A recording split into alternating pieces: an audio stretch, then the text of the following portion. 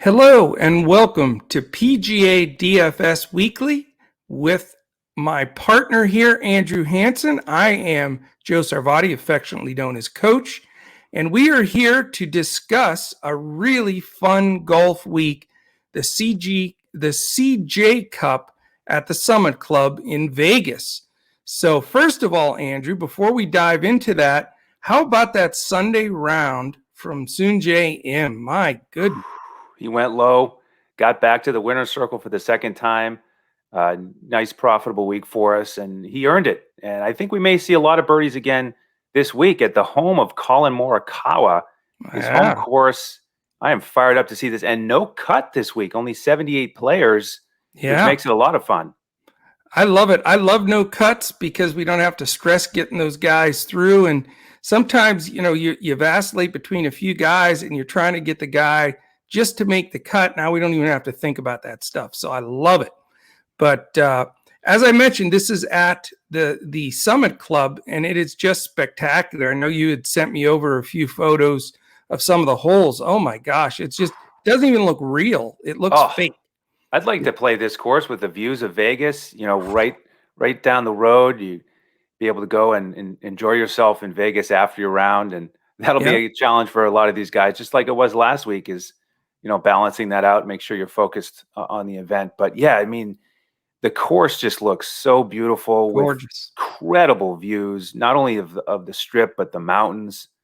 Yeah. So it would be a lot of fun to play this course. Yeah, it looks lush, and you can spray the ball a little bit. You get you're not going to get penalized a ton. Yeah. And it's a par 72, 7,450 yards. So it's really becoming what the average is on the PGA Tour anymore. It's 70. That used to be, if it was over 7,000 yards, you'd say, oh, this is going to be the long hitters. That now is like 74, 75. That's the average. These guys are just so long. So but the cool thing about it too, the purse is $9.75 million. So this is no chump change tournament. It's a much bigger tournament than last week. And the other cool aspect of this is you've got perfect weather. I looked thoroughly through all 4 days, no wind, mid-60s. I mean, these guys are going to be firing darts at this course all weekend long. I mean, with all that money on the line, you show up, you're going to get paid with no cut. And so that sort of adds to the dynamic of, well, let's go for birdies here because nothing to lose. We don't have to worry about playing on the weekend. And heard an interview with Morikawa, and he was talking about how he did think it would be, a test, but that there'd be a lot of birdies. And so, I can't wait to see how they get it done. Yeah, I'm really excited to watch this event. I know it's so hectic right now with all our sports going, trying to watch everything. I was flipping around and missing most of the good shots, but you just do the best you can. I guess this is having a multi-television format is probably the way to go right now. But a couple other things real quickly before we start breaking this down. And I know you've got some great stats to talk us through.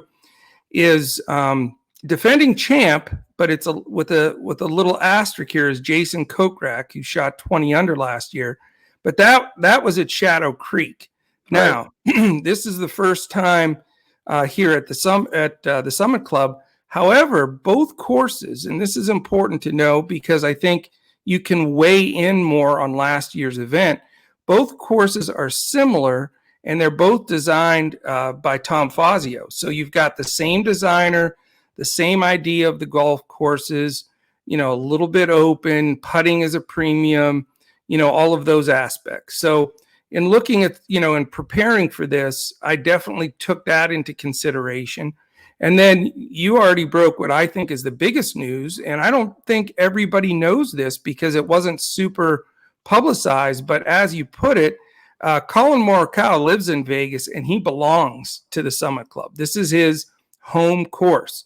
So you got to love that edge there. The other guy that also belongs is Maverick Mcnealy. He has a membership here.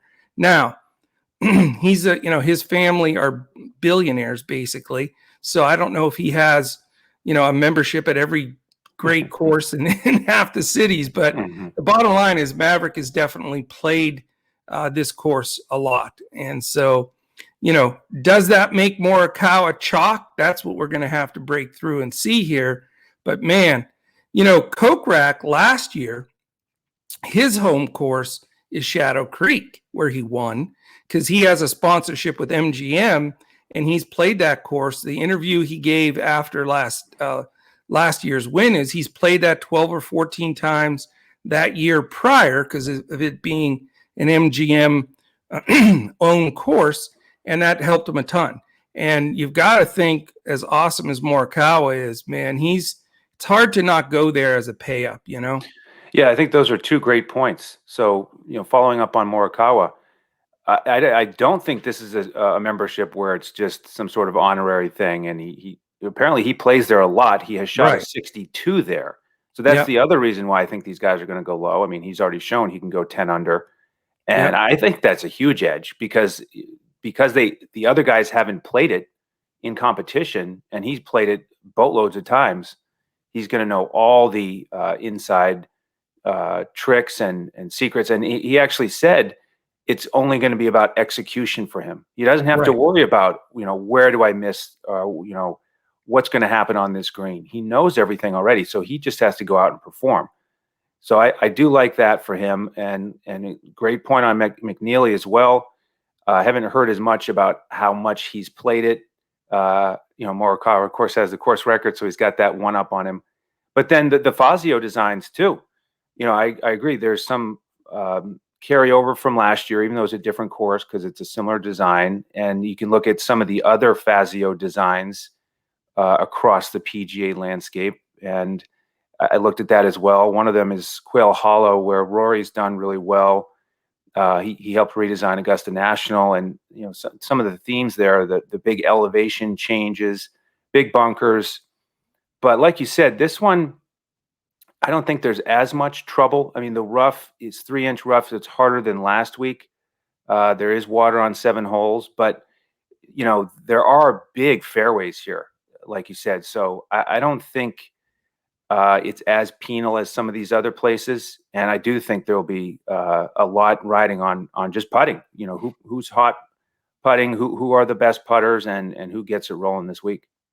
I agree 100%. And generally his courses, Fazio's courses, are designed like that, where putting really becomes the big piece. The only time you get in trouble on his course is if you've got really bad weather, wind, but that's like it is on any course. But when you're talking 67, sunny, just no wind, perfect conditions, then you got the thin air in Vegas, so the ball's going to fly. I mean, I expect personally the score to be very similar to last year's. I think it may take 20 under to win this thing. I think it will.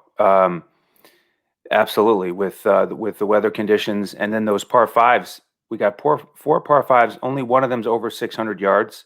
So they're reachable. We may even see a few eagles. Yeah, and a big difference from last week's course, where M was just insane. The par threes are quite a bit shorter, so you're not going to have quite the stretch that you did, because some guys just play those long par threes fantastic, and other guys struggle. I mean, I know when I'm out there and I see a super long par three, I just, I wince, like, here comes a bogey, play for 4 almost. But I think that'll be a little bit of edge to the par 3 scoring guys that really can take target, because those guys will be hitting 8-iron, in some of these par 3s. So it should be awesome though. I mean, this is going to be a fun tournament. And again, I love playing PGA DFS at this time of year, and I hope, we get more and more viewers, and I really appreciate those that have jumped in. And if you are watching now on YouTube, hit that thumbs up, that subscribe button, give us a quick little comment, and also hit that little bell alarm in the upper corner, because that'll tell you when all of our podcasts post. And here at Coach Talk, we have podcasts for basketball, baseball, football, and golf all posting. So you're going to want to know and get that alert when those post. And, what I want to also mention then about this event. So I do want to bring forward the guys that did well last year at Shadow Creek. So let's talk through those guys just real briefly here. And I pulled the top 10 guys that are competing this year that played in last year's. So there's a few guys that aren't playing, but these are the guys, and it's very interesting and very telling because, again, similar distance in Vegas, same designer. You're going to get some carryover here. So you've got Kochrack as the champion. Shoffley was right there in second. You know, he's right. one of our players. Tyrrell Hatton, who's obviously we've seen what he can do. Then you have Russell Henley and Taylor Gooch. So out of those first five, does anybody jump out at you, Andrew, that you had already had an eyeball on? Yeah, well, Xander is, I do want to follow up on him. He's got 3 wins in these no-cut events. He won the gold medal. He talked about how he freewheels it a little bit more because he knows there's no cut. So he's more aggressive. And, you know, Xander is so consistent. If you add some aggression in there and you get him firing at pins, look out. But the problem is there's a lot of great players in this field. Yeah. You know, it's coming from the top 60 in FedEx Cup points last year. So most of the big guns are here. So it's hard to select, you know, because he's in that same price range as Morikawa and others. But in terms of a couple of the cheaper guys, I'm glad you mentioned Tyrrell Hatton. He's definitely on my radar this week. In addition to that top finish, he finished second at Congaree last year. That's a Fazio design.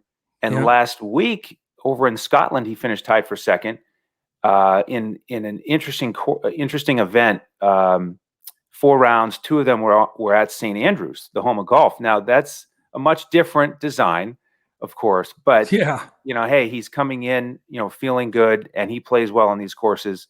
So you know, he's only 8,400 on DraftKings. So I think he helps, you know, build out a lineup here pretty well.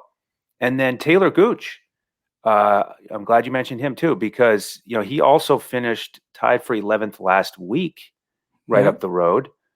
Only 7,200 on DraftKings. Makes a lot of sense to me. Yeah, he's a super value guy for sure, and certainly, you know, has confidence playing in Vegas. All right, let me give you the second group of these 5. Actually, they finished 6th through 12th because Griffin and Watson aren't playing, but you've got studs, man. It's Neiman, Munoz, English, Hovland, and Morikawa. Are you kidding me? Yeah. Here's my lineup. I'll take that. I know. Yeah, we're on the same guys this week because, you know, on top of Morikawa, Sebastian Munoz is only 6,100 on DraftKings. That's a misprice. That's a misprice. I mean, this guy's he's got the potential to win or definitely top 10, like you say there. He has missed his last 3 cuts. Yeah. So, okay, but he's not missing this cut because there isn't one. No. And again, he's a guy that can get hot. So you know, definitely, I think a misprice. I know he hasn't been hot lately, and I guess the algorithm is weighing missed cuts recently, but he's certainly not a $6,100 player. No. Crazy. Never. Yep. The last guy I want to mention before we get into some of your stats, I'm so perplexed all the time with Dustin Johnson. I mean, we talk about it every week. We never know what the hell to do. I don't think anybody knows what to do with Dustin Johnson. I will say this, though. You know, we talked in depth about DJ before the Ryder Cup, and we flat out said right on this podcast, he could win it for you and go 5-0. But do you have the guts to do that? And, you know, and he did. That's what he did. But, you know, in looking, really digging in, because he's gotten the early money. Morikawa opened up the favorite. Dustin Johnson now is the favorite. And I'll go over the odds in a bit from our sponsor, BetUS.com.pa. But he is the favorite, DJ. But this is the question I have, and I'd love to get your feedback on this because we haven't talked about it off air. You know, he seems to be coming a better match play kind of guy where he can just go toe-to-toe with the guy, hole to hole. He's showing some semblances of that where, you know, if you really broke down his scoring in the Ryder Cup, he really sort of didn't deserve to be 5-0. I mean, he played great golf, but there were times where he really rode his partner, where he had his blow-up holes.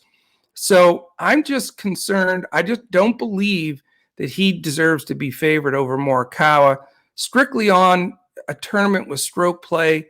and the fact that some of his recent success has been more in that match play setting. But again, he can shoot 61 every day. God knows. Yeah. No, if I were going to bet on one to win, I'd rather bet on Morikawa and get better odds. I agree. He doesn't deserve to be that much higher in the odds than Morikawa on this course. And it's funny that, those are the two we're talking about, since they were the partners, and Morikawa certainly helped that team Definitely go undefeated when they were playing together. But, like you said, he was more of a GPP play that week. And I think he still is, because of his inconsistency recently in these stroke play events. He won the Masters and then he sort of disappeared. He really had sort of an off year, because the guy is so ultra talented. And he's not popping off in terms of any of these stats, but he is coming in with that ultra confidence, with that incredible performance. It is Dustin Johnson. He could get it done, but he probably won't make my first lineup because we can't get all these expensive guys, of course. Yeah, and there's a lot of them I like, but I'm with you. I mean, I hate to say it, but I'm probably going to fade him, and it might be my demise, but I just don't know how you can trust a guy. But 4 rounds, no cut with him going low, you never know. So just something to be aware of. I'll throw him in a GPP just in case he goes bonkers. Yeah, and before I forget, talking about studs, I want to remind folks about Justin Thomas, up in that same upper echelon of pricing, how he got his new caddy here. Bones. That's right. Bones is on the bag full time now. Yeah. The last couple of weeks, they've made that transition. And we all remember when he subbed in and JT won the WGC event in Memphis. So they make a great pairing. I mean, Bones, he's seen it all with Phil. I think this is a big boost to JT, who, has been, not underperforming, but he hasn't been excelling the last couple of years like he started out doing. Right. So he needed a bit of a jolt. And I wasn't too interested in JT last year during the regular season. He just wasn't really at the top of his game, but he's coming on late, successful Ryder Cup, and I'm much more interested in him now. Yeah, I think it's a great point. I'm glad you brought that up, because I think we definitely need to keep track of that, and it could give him a good boost. I'm going to miss him on the broadcast, though. I love listening to his commentary. He's awesome. I will too. I guess he's still going to do some events, but JT is going to keep him busy. They should have him do commentary during his caddying. That'd be great. That would be. All right, let's dive into the nuggets known as Andrew's wisdom with his statistical analysis here. This gets us into the money every week. So what do you have for us this week? Yeah, so I looked at the rankings for strokes gained putting. I know you were into that as well. This week is rising to the top as an important factor. And looking at the stats from last year, we've talked about it before, but as a reminder, Louis Oosthuizen, #1 in putting. And, could this be the week that he finally wins? It's been a while. 9,300 on DraftKings. Pretty fair price for him. So looking at the other guys in the top 25 who are playing this week, we've got Ian Poulter, Patrick Reed, Kochrack. We know that, that was the key to his turnaround success here last year. Sam Burns, who's just been excellent lately. Cameron Smith, he's another guy I'm into this week, and we'll talk about him with par 5 scoring as well. Then we've got Harris English, Alex Noren, Mackenzie Hughes, Xander, Adam Scott, Webb Simpson, and then the last 2 guys in putting, Brian Harman and Patton Kizzire. Both of those value plays on DraftKings. Harman, I'm kind of interested in. Yeah. 6,600, and he won at Eagle Point in 2017. That's another Fazio design. Harman's a guy we've played a decent amount. 6,600. I think it's a great opportunity for him. Yeah, and unfortunately, and I wish I didn't have to, but I'm going to have to. I'm going to go stars and scrubs, it looks like, because I have some guys at the top I just can't get away from. Right. And so it's going to really cut off those mid-level guys, and guys like him are really a good solid play. I did have one question for you, because I wanted to pick your brain on it, because I'm a little concerned. Burns having these 2 great weeks in a row, He absolutely hit the wall Sunday, shot over Yes. par. Right. Do you think he's just a little fried? You know, I because I'm think he might thinking be. of just totally fading him. Yep. I think that's the risk, because he's got his A game going. But yeah, that I think was the first signs of maybe some fatigue creeping in. Yeah, Completely understandable. So, it's a little risky because he's been so great, but he has. I'm ready to fade him because of that fatigue and just kind of cross my fingers. Yeah. And the Kochrack piece of information is probably, I mean, you got to look for every little crack of information to help you spin you one way or the other. Maybe, yes, it was a Fazio course. Yes, it was similar, but he did play it a lot, that home MGM course. This isn't a course he's played a lot from what Right. I read. So probably going to fade him too. So that, I mean, really in golf, it's just as important who you fade, because Hmm. you got to try to find an edge on a guy that just, you're not going to slide in there. So I may be off him as well. All right. What else you got statistically? Any other So gems? yeah, just the other thing is par five scoring, Okay. because they are gettable here, and Cameron Smith at the top of the list, followed closely by Xander. Okay. So really attractive, both of those guys. Harris English is fifth, Webb is sixth, Kepka, Sergio are in the top 10, and then a few more in the top 15. Burns again, no Yeah. surprise. And then how about these guys who were tied for 13th in par five scoring last year? Louis Oosthuizen, DJ, Hovland, and Harmon. So Harmon's the only value there. Home is there as well. But I kind of like that combo there of Louis Oosthuizen and Harmon. They're at you put those two together and you're saving some money. Yeah. And again, guys that can be right in that top five, no question about it. Before we jump into the odds here, because Vegas doesn't lie, they know their stuff, and we want to take that into consideration as well.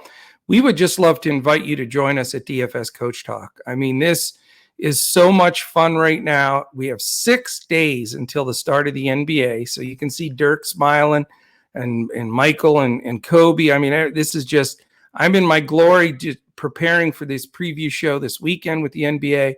So perfect time to join us. NFL, you guys have been phenomenal. You and Joe and Crash have just been wiping the board on NFL. And we're following MLB baseball. Crash and I have been doing some pods, putting out lineups, and then, of course, this golf info. So you get everything when you become a member of Coach Talk. There's not individual sports, individual fees. Once you become a member of our Coach Talk family, you've got everything from there. We have as little as a $10 3-day pass, a $5 or $19 5-day pass. And we have all kinds of different things that you could choose from membership wise. Just go to dfscoachtalk.com. You can check us out there. If you want to get some more information on Twitter, we're at DFS Coach Talk. I'm at Joe Sarvadi, JoeSarvadi, and Andrew is at Language Olympics. So you can check us out on Twitter. Would love to have you join us, and great time to do it. All right, let's talk a little bit about what our partners at BetUS.com.pa have to say from an odds standpoint on this week's tournament. Now, I mentioned we've seen some movement, so there is some money coming in on this event. We've seen some movement from the original posting. The favorite right now is Dustin Johnson at 12-1, followed very closely by Schauffele and Morikawa at 13-1, and JT, as you mentioned, at 14-1, and then Rory jumps up to 18-1. So that's the group of 5 that's getting almost all the action. What do you think about that first group? And I know I love all 5 of them as well. And we both talked about Morikawa, the edge. Who's your second guy if you went with the second stud there? Ooh, tough call. I know it. Real tough call. I guess I would lean Xander by a Okay. hair. Yeah. Just the recent success with the Olympics and the Ryder Cup, and him talking about winning and his mindset, visualizing the actual championship, the trophy, and letting himself get there. I think it's important psychologically. So I would have to go Xander there, number 2. I agree, and I think I probably would too, but I don't think you could go wrong with any of those guys. Yeah. Except I'm still not in the McIlroy corner though. I mean, I don't see. I never feel comfortable selecting him. I don't either. I mean, it's sort of like JT, inconsistent last year, but I think he talk about motivation after what happened at the Ryder Cup with him. Crazy. I mean, how could you get more motivated? Because he talked about how important it was to us. He had that how important it was to him. He had that emotional interview. Yeah. And I see him, being ultra motivated. And that's a scary situation because if he puts it together, he could win by 3. But yeah, he hasn't been doing it lately. No, but if he's hot with the putter, though, he could be lights out. There's no question. And he's had success, like you mentioned, on Fazio courses, so he's dangerous. All right, I'm just going to give you a group all at once here, and just so that our listeners know these guys are mentioned, because whenever you're in the top 20 or so odds in Vegas to win a tournament, that's respect, in my opinion. So you've got M, who just came off that insane round on Sunday to win last week. Spieth, Finau, Hovland, Burns, down 28-1. There you go. Koepka, Oosthuizen, who's 28-1. That's a nice price. A guy that I've got some interest in that's actually jumped from 28 to 25-1. My standby, Scotty Scheffler. And then the guy you mentioned, a par 5 score, Cam Smith at 30-1. And then the last few guys are Answer, Matsuyama, Simpson, Hatton, and English, who you can get in the mid 40s and all could win. Yeah, I think M, he's interesting, but can you go back to back? That is so hard to do. Yeah. So I probably wouldn't bet him to win. But the other guys in that group that you mentioned, obviously I like Oosthuizen and Tony Finau. We haven't really talked about here. He has some ties to Vegas. Has spent a lot of time there. Yeah. Recent winner, Ryder Cup went well. So I mean, if we're talking about guys to bet to win, I might look there, or Cameron Smith. I'm certainly on him this week as well. He needs to change that haircut, though. I can't. I hate rooting for him with that weird dude. All right, excellent. Maverick McNealy, what do you think? Does it move the needle with him being a member? Yeah, again, because he's low 7K range on DraftKings, so get him in the lineup. I'm not going to bet him to win. I know that wasn't the question, but yeah, I think he's a potential top 6 guy here to make the cut in our lineups, so to speak. Yeah, I hope so. And again, if he does have a bad round, you don't have to make the cut because there is none. That's so right. Maybe he can throw a few home course scores up there.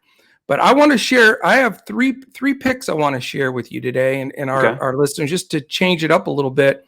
I've got my value plays that I'm gonna I'm trying to tease anything, but I'm just gonna save those for our members, because a lot of times those value plays are the differentiators. A lot of us the guys I'm gonna pick here are probably, oh, no kidding, coach. Those are some chalk guys. I do have a few guys I don't think will be played a ton, but definitely, would love to have you at DFS Coach Talk. Again, we'll put this podcast out, and then this evening we'll put our coach's clipboard and our core play for cash up for DraftKings for PGA. We'll full lineup on FanDuel for both Andrew and I, and then we'll have a Yahoo full lineup as well. So you're going to get everything you need, and those will post about 8:30 p.m. Eastern tonight in our Discord. All right, my first pick, and I'm just going to say it real quick because we've already said it a million times, but I'll give the prices. I'm taking Morikawa.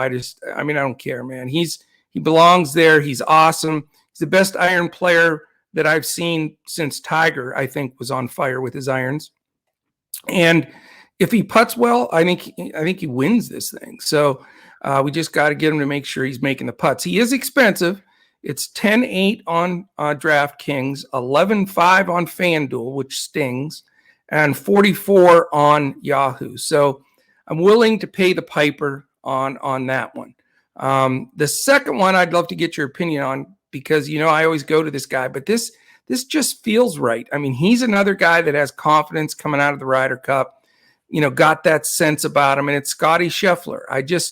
I think he tears this course up. I mean, there are times that Texas golf is a little similar to Vegas golf because it's flat, you know, it's hot. Usually, I mean, that just runs well, and I think it just feeds into his game. But Scotty's 9,000, which is fair on DraftKings. He's 10-4 on Fanduel and only 35 on Yahoo. So am I reaching with Scheffler? Or because I think he'll be low owned pretty much. Yeah, I think he will too because of that price range that he's in. And I'm just stung by that opening round last week because I had some exposure to him last week, and then he missed the cut. So, you know, I thought he would ride the Ryder Cup high into last week. It didn't quite work out. Maybe he gets back on track this week. So, you know, it wouldn't shock me, but I don't know if I can do it this week after what he did to me last week. Yeah, it's hard when you take a gut punch like that, but I'm going to give him a pass because it was coming off the Ryder Cup, and he just maybe had to pull his brain together. He's probably, I mean, they've all been in Vegas since last week. They didn't have to travel. Maybe I'm thinking he settled down and is ready to play some golf. So we'll see how that goes. And then I'll give you a third guy that'll be, I think, low owned and a sneaky guy. He's a guy that came on the weekends, 2 weeks in a row here with huge low scores, just played like a maniac, and that's Mark Leashman. He has 2 top 5s in a row. The dude could putt the eyes out of the hole. I mean, you talk about a guy that can putt. I'll take him up in that top 2 or 3 putters in the entire PGA, and you get some good value with him. He's only 8,600 on DraftKings, 91 on FanDuel, and he's a giveaway free square, $21 on Yahoo. So what do you think about Leashman? He's not the kind of guy that like needs breaks. When he's hot, when you're hot with your putter, I mean, that's when you score. And I think he can be right there. Yeah, he is hot lately. And he's just, in general, a guy that scares me. He's got so much volatility. But it's a better week to play him because there's no cut.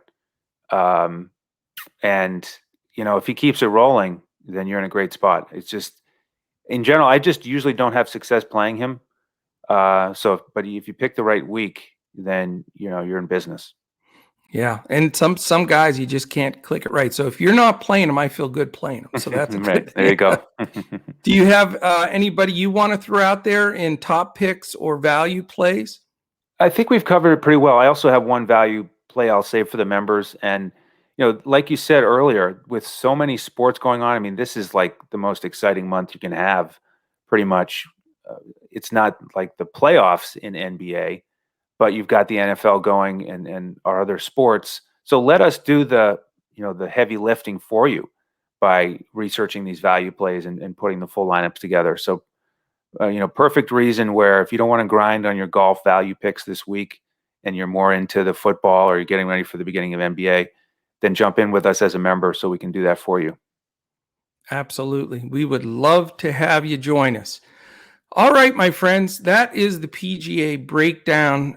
Next week, we've got a fun event as well, and we'll certainly be ready to jump all over that. So for my playing partner, Mr. Andrew Hansen, I am Coach, and we will catch you again next week when we look to crush it in DFS.